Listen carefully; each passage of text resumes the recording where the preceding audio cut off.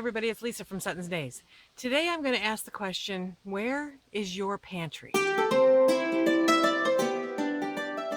So today I'd kind of like to talk about where is your pantry. There were some comments on the toilet paper video, which was so much fun, that you didn't have room for a year's worth of toilet paper. And I totally get that. When I get that year's worth of toilet paper, I'm going to stack it up next to me and show you how much room that takes, because just hearing it sounds intimidating, but seeing it might take a little of that edge off. I'm a visual person, so for me, seeing something is an important factor. But okay, that's not the point. The point is, where do you have your pantry? We're very fortunate in that we have a spare room that we're using predominantly as a pantry. We still have some kitchen cupboards that are almost empty. So we're using those a little bit now for dry goods that I had in jars, like beans and rice and that kind of stuff that I don't really want to get rid of, because I think long term storage, it's a good thing to have. And because on occasion, once this levels out with our way of eating and what we're doing, we'll be able to add those in moderate amounts every now and then. Okay, so I hate wasting food, so I don't want to get rid of that stuff, but I do want to store it long term. So I've got it up in a nice dark cabinet.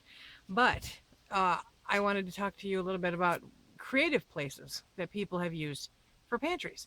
If you spend a little time on Pinterest, oh, that place is just amazing. You'll see that some people have used under their bed. Some people have made up what looks like a guest bed to be a storage area for things. Rubbermaid totes. You can never have enough Rubbermaid totes, right? Then there's bookshelves, there's closets. If you have extra closets, number one, you're very lucky. But number two, you can use the space that you're not utilizing in those closets. So if you've got a coat closet, but there's not really anything on the floor, fill it with a couple of Rubbermaid totes. Put some stuff in those totes, keep a list of what's there, and put it in that closet. Put it on the shelves that are up above that you may not use. In your bedroom closet, if you have room in your bedroom closet, same thing, same rules apply. Those Rubbermaid totes or those packs of toilet paper, whatever the case may be. Okay. Then there's, well, I said under the beds. Then there's bookshelves. I love bookshelves, but I have to admit that my bookshelves have books in them for the most part. So if you have extra room where you can put up some bookshelves, those are great ways to store stuff. And you can even make it look decorative, you guys. I mean, they have all these containers now. Like, say you want to stock up on spices or matches or toothpicks, or small items. Okay, so they have these little containers now at Dollar General or Family Dollar or Dollar Tree. Oh, Dollar Tree, yes, only spend $1 if you can.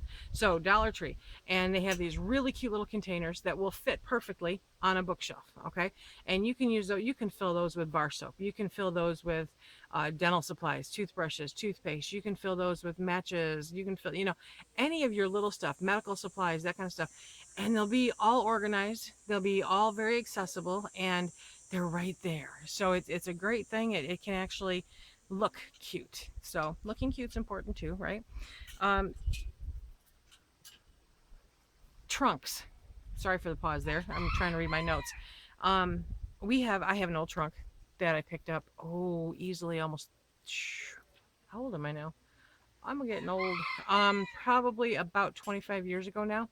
It's an old wooden trunk, and somebody cedar lined it, and it takes two people to move it most of the time. It's huge and it's heavy, but it is phenomenal. I said that I'm going to be buried in this thing. Okay, it's a great trunk, and I have used it over the years as a coffee table or a table, to put the TV on or something like that, because it's just great for storage. It's great for storage that you don't need to get into often, or storage that you do. So if you can find a trunk that you can use as a coffee table, or that you can stack up somewhere, like a nightstand or something like that, perfect. Absolutely perfect. If you have dressers that you're not using, you can use those dressers to store stuff in too. The key is finding any little space and making the most of it. That's the best way to create your pantry. It doesn't all have to be in one room, and it doesn't have to be Better Homes and Gardens beautiful. It has to be functional for what you have and what you do. So that's the important part. Pantry envy it's real. It really is real. But it shouldn't rule what you're doing or preventing yourself from doing. Okay, you want to get out there and you want to make sure that you have a well-stocked pantry, that you have what you need in case of emergencies, in case of job loss or illness or anything. You want to make sure that you have everything that you need, and in order to do that, you have to find creative ways to store it. So we're going to stick with toilet paper because it's fun. So I've got 12, or I don't have yet, but I will have 12 great big packs of toilet paper, 30 rolls per pack. And if I remember correctly, they're probably, let's guesstimate 8, 9 inches deep, okay? And then probably 2.5 feet long, um, and maybe a foot and a half or so wide, okay? So if I go to stack those up, that's going to be less than 12 feet tall. If I stack those in a corner, that's not going to take up very much room at all. As for a fire hazard, it's probably no more or less a fire hazard than a stack of books, a stack of newspapers, or anything else that's flammable.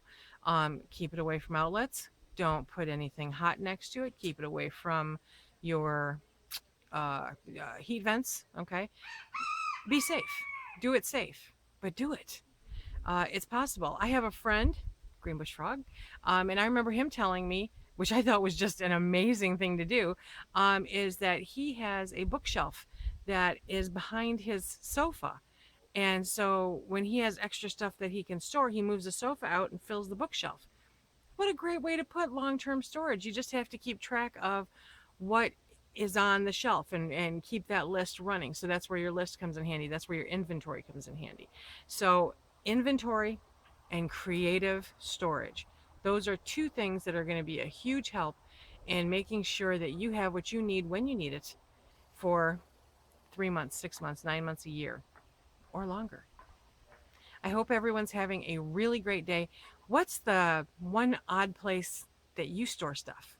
Now that you're thinking about it, what's that one odd place where you might be able to store stuff? I hope everyone's having a great day. We'll talk to you again tomorrow. Bye bye.